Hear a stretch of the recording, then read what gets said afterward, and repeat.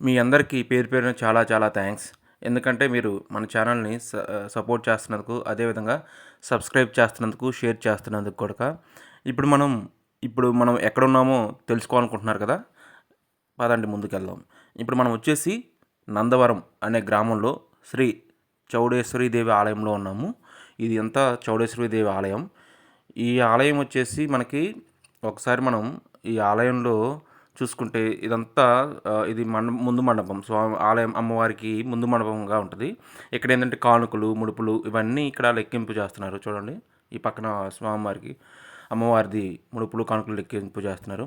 ఇప్పుడు మనం వచ్చేసి ఇదే విధంగా లోపలికి వెళ్తే ఇప్పుడు మనం వెళ్తుంది వచ్చేసి అమ్మవారి యొక్క ఆలయంలోకి.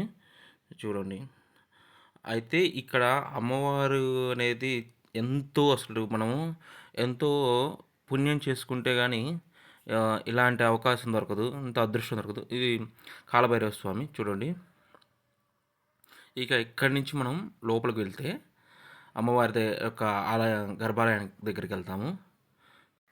ఇప్పుడు మనం ఈ ఆలయాన్ని చరిత్ర కానీ ఇవన్నీ మనం ఒకసారి పూజారి గారిని అడిగి తెలుసుకుందాము. ఇప్పుడు మనం వచ్చేసి ఇక్కడ నుంచి గర్భాలయంలోకి అయితే వెళ్ళము. దానికంటే ముందున్న మండపంలోకి మనం వెళ్తాము. స్వామివారిని ఎక్కడి నుంచి అయితే మనం దర్శనం చేసుకుంటాము అమ్మవారిని, అక్కడికైతే వెళ్దాం మనం. ఒకసారి చూడండి, ఇది అమ్మవారికి మెయిన్ గడప అంటాం, చూసావా అది. ఇప్పుడు ఇలా లోపలికి వెళ్ళేసి అయితే ఇక్కడ ఏంటంటే మనం ఇప్పుడు ఒకసారి లోపలికి వెళ్దాం. ఇదే అండి మెయిన్. మనం ప్రతి ఒక్కరము ఇక్కడ నిల్చొని మనం స్వామివారిని దర్శించుకొని వెళ్తాం అమ్మవారిని. చూడండి, అసలు ఈ యొక్క అమ్మవారిని మన 2 కళ్ళు కూడా సరిపోవండి. ఎంతో అదృష్టం, ఎంతో పుణ్యం ఉంటే ఎంతో అది మాటలో చెప్పలేము. ఒకసారి చూడండి, ఇదంతా అమ్మవారి యొక్క గర్భాలయం అండి. ఇప్పుడు మనం ఈ అమ్మవారికి హారతి ఇస్తున్నారు. చూడండి, ఎంతో విశిష్టత, ఎంతో ప్రాచుర్యం కలిగిన అమ్మవారికి చరిత్ర అనేది చాలా అంటే చాలా గొప్పగా ఉంది. అది మనం ఒకసారి బయటికి వెళ్ళిన తర్వాత కనుక్కుందాం. ఇక్కడైతే చూడండి, మన 2 కళ్ళు సరిపోవు. పూజారి గారండి ఇక్కడ.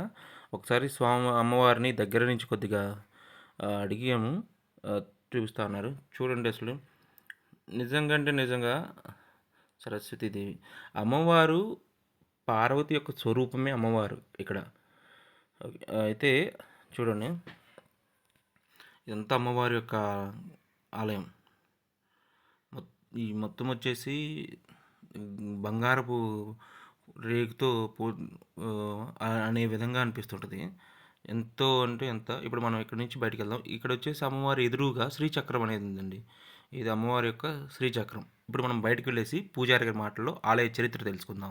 మనకి పూజారి గారు ఈ యొక్క ఆలయ చరిత్రని ఎంతో బాగా చెప్పారు. కానీ మనకి ఏంటంటే కాపీరైట్స్ ఇష్యూ అనేది పూజారి గారి బ్యాక్గ్రౌండ్లో ఓం నమో చౌడేశ్వరి దేవాయ నమః అనేది వస్తుంది. కాబట్టి ఆ పూజారి గారు మనకి ఏదైతే చెప్పారో అది ఇప్పుడు నేను మీకు వివరిస్తున్నాను. పూర్వం నందన చక్రవర్తి అనే రాజు ఉండేవారు. అయితే ఆయన దత్తాత్రేయ స్వామికి ఉపాసకులంట. ఆ దత్తాత్రేయ స్వామి వారు ఆ నందన చక్రవర్తి గారి యొక్క భక్తికి మెచ్చి ఆయనకి ఏదైనా ఒక వరం ఇవ్వాలని అనుకుంటాడు. అప్పుడు ఆ స్వామివారు నందన చక్రవర్తి గారిని ఇలా అడుగుతాడు, నీకు ఏదైనా వరం కావాలంటే కోరుకో అని. అప్పుడు ఆ నందన చక్రవర్తి గారు ఇలా అడుగుతారు, స్వామి, నాకు రోజు కాశీ వెళ్ళి అమ్మవారికి పూజ చేసుకొని వచ్చేలాగా వరం ఇవ్వండి అని కోరుకుంటాడు.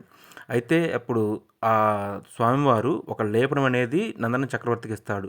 ఆ లేపనం రాసుకుంటే తక్షణమే కాశీకి వెళ్ళిపోవచ్చు, అక్కడ చూసుకొని మరలా వెంటనే వచ్చేయచ్చు అనేది చెప్తారు.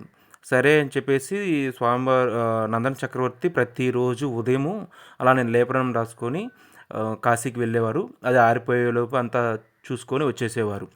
అయితే అక్కడ ఏం జరిగిందంటే ప్రతిరోజు ఇలా వెళ్ళడం అనేది వాళ్ళ రాజుగారి భార్య చూసి అడుగుతుంది ఒకరోజు, స్వామి, మీరు పొద్దున్నే ఎక్కడికి వెళ్తున్నారు, ఎమ్మటే వచ్చేస్తున్నారు, ఎక్కడికి వెళ్తున్నారు, ఎందుకు వెళ్తున్నారు అని అడిగితే స్వామివారు చక్రవర్తి గారు జరిగిందంతా తన భార్యకి చెప్తారు. అయితే తన భార్య కూడా స్వామి నేను కూడా మీతో పాటు కాశీకి వస్తాను ఒకసారి అని చెప్పేసి అడుగుతుంది. దానికి చక్రవర్తి గారు ఏమనలేక సరే మన ఇద్దరం వెళ్దాం అని చెప్పేసి మరుసటి రోజు వారిద్దరు కలిసి కాశీకి వెళ్తారు. అయితే అక్కడ కాశీకి వెళ్ళిన తర్వాత పూజ అన్నీ చేసుకొని వచ్చే సమయంలో అక్కడ రాణిగారికి కాలికి ఉన్న లేపనం అనేది రాణిగారు ఋతుక్రమమై ఉంటారు. ఆ లేపనం పనిచేయదు. దీనికి రాజుగారు ఏం చేయాలా అని అక్కడ కూర్చొని నది ఒడ్డున కూర్చొని బాధపడుతూ ఉంటే అక్కడ కొందరు ఋషులు ఆ రాజుగారిని చూసి అయ్యా జరిగిందంతా తెలుసుకుంటారు. తెలుసుకున్న తర్వాత వారు మేము చేసిన తపోశక్తి ద్వారా మిమ్మల్ని అక్కడికి పంపిస్తాము అని చెప్పేసి చెప్తారు. దానికి రాజుగారు వారికి చెప్తాడు, అయ్యా మీకు ఎప్పుడైనా సరే ఎటువంటి ఇబ్బంది వచ్చినా సరే మీరు ఇలా నందనవనం వచ్చేసి నా దగ్గరికి రండి, నేను మీకు ఎటువంటిదైనా కానీ చూస్తానని చెప్పేసి చెప్తాడు. అయితే రాజువారు ఆ ఋషులకి చెప్పేసి మీకు ఎటువంటి ఇబ్బంది వచ్చినా మా రాజ్యానికి వచ్చేసేయండి, మీకు సకల సౌకర్యాలు ఇస్తానని చెప్పేసి అక్కడి నుంచి వెళ్ళిపోతాడు. అయితే కొంతకాలానికి ఆ కాశీలో కరువు కాటకాలు వచ్చేసరికి ఆ ఋషులంతా ఆ రాజుగారి మాట గుర్తు తెచ్చుకొని ఆ రాజుగారి దగ్గరికి వెళ్తారు. మీరు ఎవరు, ఎందుకు వచ్చారని అడగగా ఆ ఋషులు జరిగిందంతా చెప్తారు. అయితే ఆ రాజుగారు మీకు నేను మాట ఇచ్చానని సాక్ష్యం ఏమిటి అని వాళ్ళని ప్రశ్నిస్తాడు. అప్పుడు ఆ ఋషులు ఏం చేస్తారంటే రాజు ఇచ్చిన మాటకు ఆ కాశీ విశాలాక్షి అమ్మవారే సాక్ష్యం అని చెప్పేసి కాశీకి వెళ్తారు. వెళ్ళి ఆ అమ్మవారిని సాక్ష్యం చెప్పడానికి రమ్మని అడుగుతారు. అయితే అమ్మవారు ఏంటంటే ఋషులకి సరేనని చెప్పేసి కానీ ఒక షరతు పెట్టింది, మీరు ఎక్కడా వెనుదిరిగైతే చూడవద్దు, నేను మీ వెంటనే నడిచి వస్తానని చెప్పేసి చెప్తారు. అయితే ఆ మాటకు కాను వాళ్ళు సరే అని ఒప్పుకుంటారు. వారు అలా నడుచుకుంటూ వస్తూ ఉండగా నందవరం సమీపంలోకి రాగానే ఆ ఋషులు వెనుదిరిగి చూస్తారు. ఇక అమ్మవారు చెప్పిన మాట ప్రకారంగా అక్కడే శిల అయిపోద్ది. ఆ శిల అయిపోయిన అమ్మవారే ఇప్పుడు మనం చౌడేశ్వరీదేవిగా పిలుచుకుంటున్నాం. అప్పుడు ఆ రాజువారు విశాలాక్షిదేవిని తన రాజ్యానికి రప్పించేందుకు తాను ఆ విధంగా ప్రవర్తించానని చేసి వాళ్ళు ఆ ఋషులతో చెప్తాడు. ఇప్పుడు అమ్మవారిని చౌడేశ్వరీదేవి అమ్మవారుగా అని పిలుస్తూ ఉంటాం. ఇప్పుడు మనం కలి చెట్టు ఏదైతే ఉందో దానికి మరో పేరు, ఆ చెట్టు యొక్క మరో పేరు ఏంటంటే సంతాన వృక్షం అని కూడా అంటారు. ఈ సంతాన వృక్షం అది ఈ కలి చెట్టు అనేది ఎక్కడో ఉంటుందంట. కానీ ఈ చెట్టు ఇక్కడికి ఎలా వచ్చింది అని అక్కడ పూజారి గారిని అడిగితే ఈ చెట్టు అమ్మవారు కాశీ నుంచి వచ్చేటప్పుడు అమ్మవారికి పైటి చెంగుకి తగులుకొని వచ్చిందంట చిన్న చెట్టుగా. అయితే అమ్మవారు అప్పుడు ఆ పైట చెంగుని ఇక్కడ విదిలిస్తే ఆ చెట్టు అక్కడ పడి ఇలాగా తయారైందని చేసి చెప్పారు.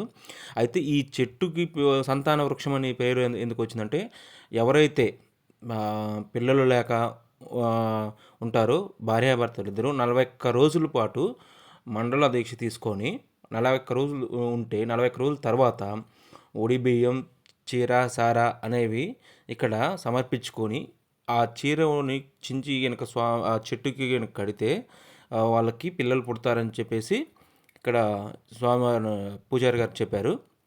ఒకసారి మనం ఈ చెట్టుని చూడండి. ఇది కలి చెట్టు సంతాన వృక్షం. మనకు వచ్చేసి గుడిలోని బయటకు రాగానే మనకి ఉంటుంది, లెఫ్ట్ సైడ్ అయితే ఉంటుంది మనకి.